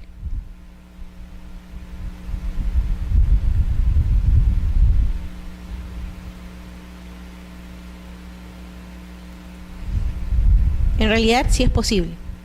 La norma no nos establece que en un solo acto tiene que estar la aprobación del estatuto, el acuerdo de creación y a la vez la designación de la primera junta directiva. Se puede hacer en distintos momentos, no hay ningún problema, pero sí, lo que sí no puede suceder es que es decir, si yo elijo en la asamblea de enero, yo acordé constituirme como asociación y acordé designar a mi primera junta directiva, pero recién ahora en marzo voy a aprobar mi estatuto, ¿no?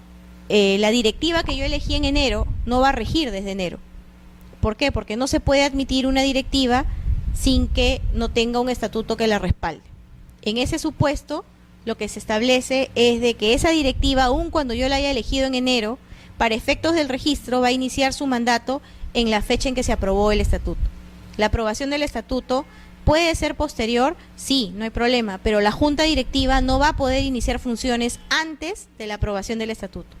Por tanto, si nosotros nos constituimos, acordamos constituirnos en enero, pero recién hoy día en marzo estamos aprobando nuestro estatuto, esa directiva que yo elegí en enero va a surtir sus funciones ante el registro a partir de marzo en que estamos aprobando el estatuto. ¿Qué pasa si yo no me constituí por asamblea fundacional? Lo que yo hice fue elaborar una minuta, me fui ante el notario y le elevé escritura pública. En ese supuesto, la fecha de inicio del mandato del Consejo Directivo va a ser la fecha de la minuta. Si por alguna razón no hubiera fecha de la minuta, lo que fuere, será la fecha de la escritura o alguna fecha posterior que pudieran determinar las personas que se fundaron, porque podría ser a partir de las... normalmente ponen o con la inscripción registral o ponen con la suscripción de la escritura pública, ¿no? Es lo que normalmente suele suceder. Si nosotros nos reunimos hoy, aprobamos todo, acordamos constituirnos, elegimos a nuestra junta directiva, aprobamos nuestro estatuto, pero decimos que nuestro estatuto va a entrar en vigencia con la inscripción registral, cosa que también sucede, la junta directiva también seguirá la misma suerte. La junta directiva entrará en vigencia también a partir de la inscripción registral. ¿Cómo debemos entender el término inscripción registral? ¿Lo debemos entender a partir de la fecha del asiento de presentación o a partir de la fecha en que efectivamente se extiende el asiento? ¿Cómo? ¿Cómo dijo? ¿Usted dijo? No dijo. Ya. Es a partir de la fecha en que efectivamente se extiende el asiento. En realidad ahí sí había una discrepancia, porque en la medida que los efectos se retrotraen a la fecha del asiento de presentación, según lo que nos dice el reglamento general, se venía haciendo el cómputo del mandato desde la fecha del asiento, ¿no? Desde la fecha del título, del asiento de presentación. Sin embargo, el Tribunal Registral dijo no, porque en realidad, si yo considero esa fecha del asiento, en realidad yo no voy a tener certeza cuándo efectivamente se iba a inscribir ese título. Entonces yo iba a estar sujeta a que se inscriba ahí y no iba a poder hacer absolutamente nada. Entonces dijeron no, mejor cuando se hace referencia que inicia con la inscripción registral, debe entenderse a partir de la fecha en que efectivamente se extendió el asiento. Es decir, si yo presenté mi título el 7 de febrero y lo inscribo el 14 de febrero, entonces el 14 de febrero es la fecha en que efectivamente inició su mandato y entró en vigencia el estatuto, ¿no? Teniendo en cuenta esa cláusula, ¿no? Eso es con relación al inicio del mandato. Ahora, ¿por qué tanta especificación con el tema del inicio del mandato? Esto va a ser relevante no solo para la vigencia de poder, sino también va a ser relevante para el cómputo de los plazos para los siguientes consejos directivos que yo quiera elegir. Porque si yo tengo un consejo directivo que lo elijo hoy y mi mandato es de 2 años, va a ser hasta el 4 de marzo del 2016. Entonces yo no puedo elegir en enero del 2016 para que inicien funciones en enero del 2016 porque habría una sobreposición de mandatos. Por eso es importante determinar y por eso es que el reglamento esta vez fue más explícito en la forma en que debía computarse el plazo, porque lamentablemente había muchos problemas al momento en que llegaban los segundos actos, ¿no? Porque eran materia de observación, porque había sobreposición de mandatos, etcétera, ¿no? Y un registrador a veces entendía por sobreposición algo que el otro registrador entendía que no. Entonces por eso es que se reglamentó esta situación. El tema de la fecha del inicio de actividades, eso también ya depende del estatuto. Puede ser con la inscripción registral, si no dice nada se entiende que es desde la fecha de aprobación del estatuto, del acto de constitución, no, esto ya es a libre determinación de la persona jurídica. En el caso de los órganos de gobierno, sí tiene que estar expresamente detallada la conformación, funciones y atribuciones. En principio, lo que se exige, y lo exige así también el reglamento, es que se detalle la conformación y funciones del consejo directivo u órgano equivalente. Yo puedo contemplar otro tipo de órganos de gobierno, pero en tanto no tengan relevancia frente a terceros, no habría ningún problema en que yo no consigne nada, ¿no? Es más, dentro de esos supuestos está el comité electoral, una junta de vigilancia e incluso la comisión liquidadora que a veces se prevé en el caso de disolución y liquidación, ¿no? En principio eso no debería ser materia de observación, solo debe bastar con que sí me digan el consejo directivo quiénes son sus miembros, el quórum que va a necesitar para que pueda sesionar el mandato. Si no me consignan las funciones de todos los miembros que integran el consejo directivo, eso tampoco es materia de observación. Sin embargo, sí es importante que esté, y eso lo dice expresamente el reglamento, pero es importante que esté para que se pueda saber quién puede hacer qué al interior de la persona jurídica, ¿no? Y bueno, ahí nosotros terminamos con esta primera sesión, que de alguna manera lo que ha buscado no es asustarlos respecto de las asociaciones y demás personas jurídicas, sino para que vean la gama que existe, ¿no? No es que en el registro de personas jurídicas, en el área de asociaciones, solo veamos asociaciones comunes y silvestres, ¿no? Nos llega a diario todo lo que ven acá, excepto cooperativas, que es un área especial, ¿no? No sé si tienen alguna duda, algún interrogante. Sí.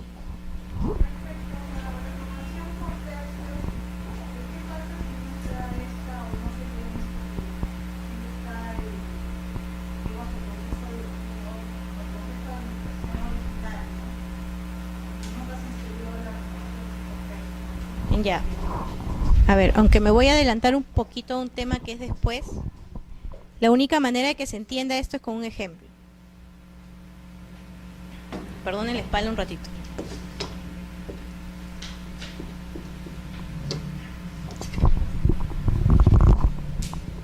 Cuando nos hablan de renovación anual, esto se da de la siguiente manera. Tiene que haber un primer consejo directivo, ¿no es cierto? Un consejo directivo madre, si queremos ponerlo así, ¿no? Vamos a poner presidente, secretario, tesorero, vocal. Pueden haber suplentes, pero las renovaciones anuales por tercios siempre se dan respecto de los titulares, salvo que el estatuto diga otra cosa. No, vamos a poner un cargo más. Vamos a poner vocal 1 para que se entienda mejor. 1, 2, 3, 4, 5, 6, ¿no?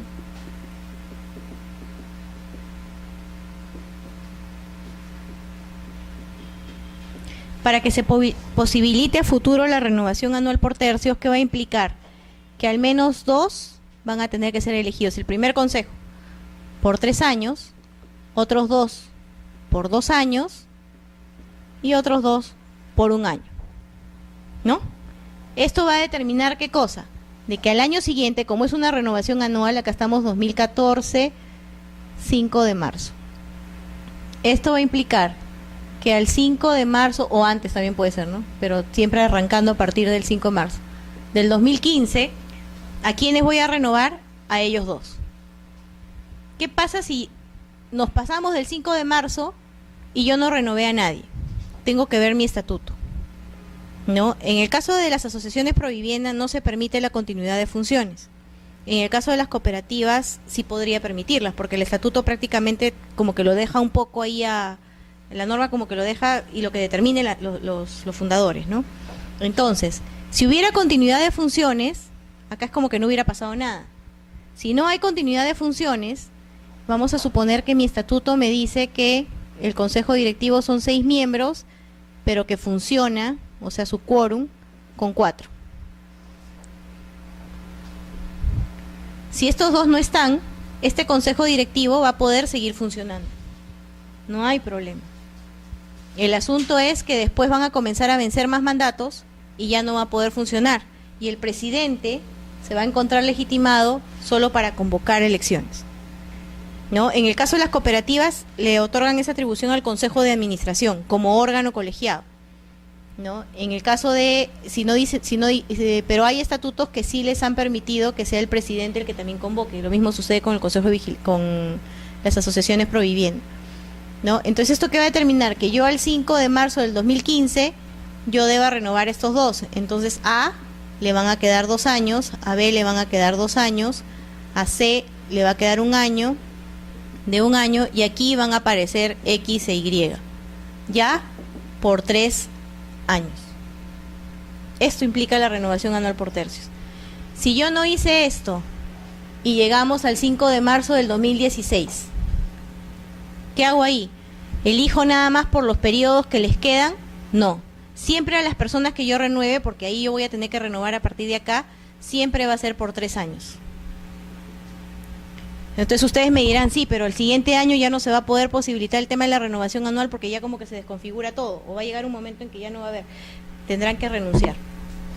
La renovación anual por tercios no solo se da por vencimiento del mandato, sino también por renuncias o remociones que pudieran existirse, ¿no? Entonces, si al año siguiente de pronto tengo a 4 personas que tienen 2 años, ¿no? O todos llegaron a 2 años porque no elegí en forma oportuna, pues tendré que comenzar a sacar gente para comenzar a elegir a 3 años. Pero esto siempre se va a exigir. Cada renovación va a implicar 3 años. ¿Cuándo es que no se va a exigir esto? Cuando yo dejé pasar los 3 años. Si yo dejé pasar los 3 años y ya estamos en el 2017 y yo nunca elegí ni renové a nadie, entonces ahí cuando yo haga mi elección, mi nueva elección, ahí voy a tener que hacer escalonado, 3, 2 y 1 año, ¿no? Y eso es un tema que también, bueno, acá no lo he puesto, pero es importante el tema de la continuidad de funciones. El estatuto puede establecer continuidad de funciones como puede no establecerlas. Si el estatuto no lo establece, no se presume. Es decir, si yo pongo en mi consejo directivo, en el estatuto, que el mandato es de 2 años y no digo más, el mandato murió a los 2 años. No es que va a continuar en funciones hasta que se designe el nuevo consejo, no, el mandato vence a los 2 años. Para que yo quiera que este continúe en funciones, expresamente el estatuto debe decir, el mandato es de 2 años y continúe en funciones hasta que se designe la nueva junta directiva. O simplemente diga continúe en funciones. Si no lo dice, no continúa. ¿No? Hay supuestos especiales en los que no se admite, uno de esos es el caso de las asociaciones pro vivienda, ahí no se admite continuidad de función. En el caso de los CAFAES, tampoco se puede admitir en el reglamento interno cuando llegue, porque los reglamentos internos se califican, tampoco se puede admitir continuidad de funciones porque los CAFAES se extinguen cada 2 años. Y así lo dice la norma, se crean y se extinguen cada 2 años. Entonces yo no podría admitir una continuidad porque desnaturalizo la naturaleza misma del CAFAE, ¿no? Eso respecto de el caso de la continuidad de funciones, ¿no? Lo mismo sucede también en el caso de los estatutos con el tema de las reelecciones. Si el estatuto no me dice nada, sí puedo reelegir, no hay problema. Pero si el estatuto me establece limitaciones, tendré que ver en cada caso, porque a veces puede decir, y podrá ser reelegidos por un periodo más. Eso implica reelección y ya no va a poder ingresar más, ¿no? Si no me dice nada el estatuto, ahí sí yo puedo reelegir cuantas veces quiera y en cualquier cargo, ¿no? Si me dice una reelección en forma general, la debo entender indistintamente al mismo cargo o a otro cargo. Esos temas específicos los vamos a ver cuando hablemos sobre lo que es renovaciones de los consejos directivos, ¿no? Porque ahí sí ahí la única forma de entender eso es con ejemplos. Porque ya con la práctica obviamente ya uno ya... O sea, yo para mí estoy hablando como si fuera 2 más 2, ¿no? Pero ya con las caras ya veo que no. Que no es así, ¿no? Pero eso sí, o sea, eso en su momento también se va a tocar, ¿no? Pero sí, el tema de la continuidad de funciones es un tema importante, ¿no? Porque si no hay continuidad, el presidente se va a entender legitimado únicamente para convocar elecciones, ¿no? Porque tampoco la idea es dejar la céfala. Antiguamente, ¿qué pasaba? Antiguamente lo que sucedía era de que si ya no tenían mandato, prácticamente los obligaban a irse a una convocatoria judicial, salvo que pudieran acreditar una universalidad. ¿Y cómo se verificaba la universalidad? Se bajaba el título archivado del asiento anterior, se veía el libro padrón y se cotejaba con el libro padrón que estuvieran presentando ahora. Si faltaba alguno de esos, ya no era universal. Esa era la forma de calificar antes, porque antes también se adjuntaban los libros padrones. Ahora ya todo es constancias, ¿no? Ahora ya no. Porque, bueno, primero salió por jurisprudencia de que se establecía que el presidente podía tener el mandato, luego salió la resolución 202 y luego ya salió la resolución, el reglamento del 2009 y ahora el reglamento actual, ¿no? Donde sí queda clarísimo de que es el presidente el que podrá convocar en caso de que ya haya vencido su mandato, salvo que obviamente sea una asamblea universal. Si es una asamblea universal, pueden hacer lo que quieran, ¿no? Y a diferencia de antes, o de la forma en que antes se calificaba, si a mí me presentan una constancia de quórum donde me dice el que presidió esa sesión, que no necesariamente tiene que ser el presidente inscrito, que esa asamblea es universal, yo le creo, porque para eso está presentando la declaración jurada, ¿no? Bueno, esos son temas vinculados al mandato, ¿no? ¿Alguna otra pregunta o interrogante? Uh-huh.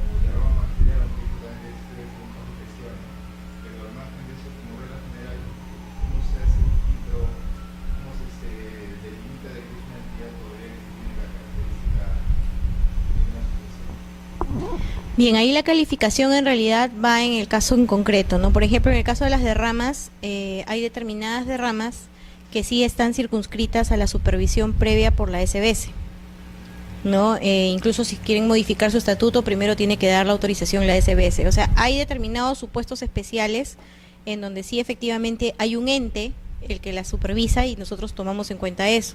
El tema de la captación del crédito, si se reúnen porque quieren, no sé, pues, tener fondos, para, ¿no? Para cualquier eventualidad, apoyarse mutuamente, etcétera, ese tipo de cosas, no habría problema. Pero si de pronto por ahí podemos ver de que lo que ellos quieren es, captar recursos y hacer préstamos, ahí habría que analizar el caso en concreto para ver si no estamos frente a algunos de los tipos que regula la ley de bancos, ¿no? Y que están bajo la supervisión de la ley de bancos. O sea, en realidad la calificación sí es bastante específica en lo que respecta a los fines. O sea, no es que nosotros determinemos si un fin es o no es lucrativo en sí mismo, porque podría ser que quieran captar recursos económicos o quieran hacer determinadas actividades para poder obtener recursos económicos. Y el hecho de obtener recursos económicos no las quita de ser una no lucrativa. Lo que pasa es que necesitan recursos económicos para funcionar. Hay algunas que se organizan para poder hacer su cancha deportiva, para poder brindar charlas, etcétera, ¿no? E incluso ponen, ¿no? Y podrán comprar y vender inmuebles vinculados a los fines de la institución. En realidad, ese tipo de actividades no se les puede limitar a las asociaciones, lo pueden hacer. El control en realidad es de alguna manera, obviamente los fines tienen que estar vinculados a una actividad en específico, y eso sí normalmente siempre se determina en la revisión que ellos hacen. Pero si ellos quieren comprar y vender inmuebles, el asunto es la fiscalización que se hace después, que ya no le compete el registro, para ver qué están haciendo con ese dinero, ¿no? Porque si hay por ejemplo algunos tipos de asociaciones de vivienda que no son provivienda, asociaciones de vivienda que se reúnen todos para buscar un terreno, incluso asociaciones de comerciantes o mercados, en donde se reúnen todos para buscar un terreno, ¿no? Luego ellos lo formalizan. En algunos casos, cuando interviene COFOPRI lo adjudica, se lo da a la asociación para que la asociación lo adjudique en cada uno. Eso es algo que se ha venido admitiendo, pero en realidad, o sea, mirándolo en frío, eso no es, ¿no? O sea, si esta propiedad es de la persona jurídica, el patrimonio no tiene que pasar a los miembros, pero es un tipo de práctica que sí se viene realizando sobre las bases de las normas de vivienda y me imagino las normas que también vinculan a COFOPRI. Pero eso es típico que viene en registros, ¿no? En registros normalmente vienen que quieren agruparse para lograr obtener un terreno o un lugar donde ellos puedan finalmente hacer sus construcciones o sus viviendas, etcétera, ¿no? Y lograr su adjudicación posterior, porque así lo ponen, ¿no? Su adjudicación posterior. Entonces ese tema de la adjudicación sí se ha venido admitiendo como una asociación, como una finalidad de una asociación finalmente, ¿no? Pero si ellos quieren comprar y vender y luego repartirse el dinero, ahí sí no. Uh-huh.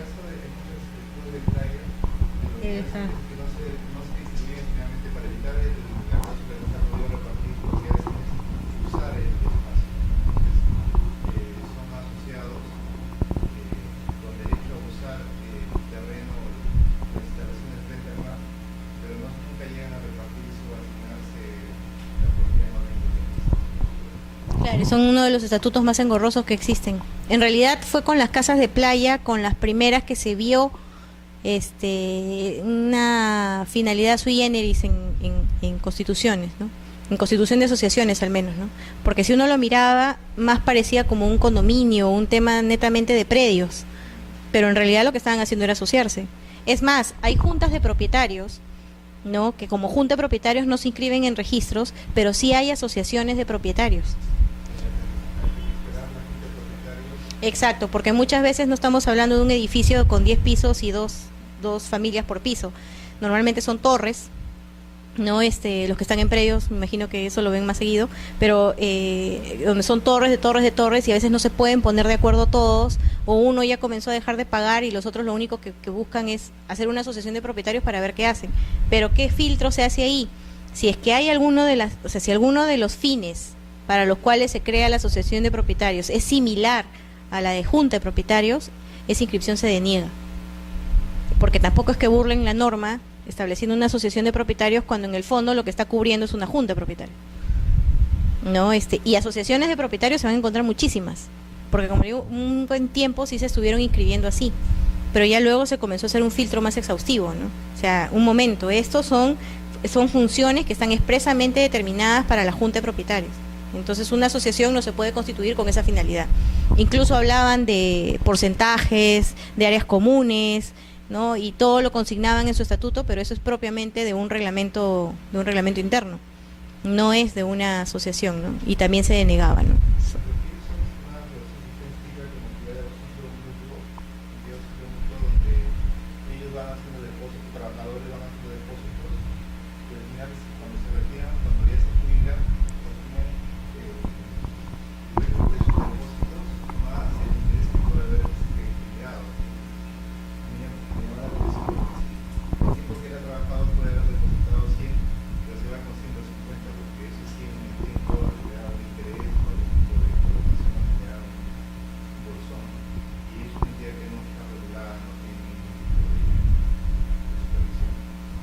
Sí, por ejemplo, ahí nosotros lo que hemos visto que viene son asociaciones que se constituyen con esa finalidad de apoyo, apoyarse entre todos, entre un grupo de personas determinadas, pero hacen una diferencia de las cuotas. Hablan de las cuotas ordinarias que sí conforman el patrimonio y las cuotas extraordinarias que van a un fondo. Entonces, al hacer esa distinción, ¿no? Patrimonio versus ese fondo, el patrimonio no lo puedes tocar. Las cuotas extraordinarias las podrán pedir para otra cosa, pero el patrimonio no lo puedes tocar. Y esas cuotas ordinarias están en el patrimonio, pero las extraordinarias no. Y al final, cuando están los fines, ¿no? El fondo es para auxilio, para en caso que alguien fallezca, se le otorgará tanta cantidad a los deudos, etcétera, ¿no? O sea, eso lo regulan dentro de del mismo estatuto de la asociación. Y de alguna manera, o sea, en definición práctica no lo están disponiendo. Ese no es parte del patrimonio y así específicamente quedó. Yo puedo pedir cuotas extraordinarias a los demás, pero esto no tiene nada que ver con las cuotas que conforman nuestro patrimonio, ¿no? Esa también es una salida que se ha visto en la práctica, ¿no? O sea, de lo que vamos viendo, porque las innovaciones... Exacto, ¿no? Esos algunos estatutos típicos que hemos visto también, ¿no? Que se han dado, ¿no?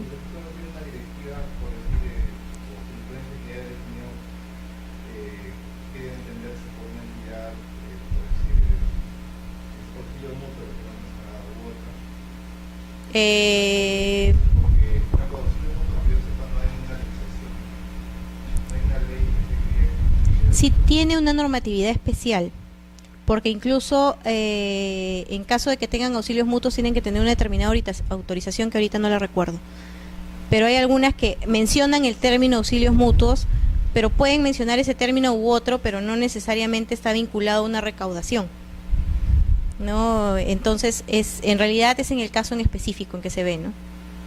En el caso en específico. ¿Alguna otra pregunta, interrogante, algo? ¿Ninguna? ¿Todo quedó claro?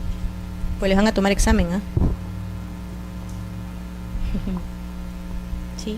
Bueno, entonces si es así, ya nos vemos la próxima clase y nada, como les digo, esto a partir de la próxima clase va a ser un poco más práctico. Esto en realidad la idea ha sido que vean el panorama y el gran bagaje que hay respecto de las asociaciones y demás personas jurídicas que son no societarias, término que se le quitó al anterior reglamento, pero se le quitó justamente por esa distinción que hicimos al inicio, ¿no? Que en realidad netamente estamos hablando de las personas, registro de personas jurídicas en chiquito y no el macro, ¿no? Y el no societario no está contemplado en ninguna norma. Por eso es que finalmente se suprimió de la denominación del nuevo reglamento, ¿no? Bueno, entonces nos vemos la próxima clase. Gracias.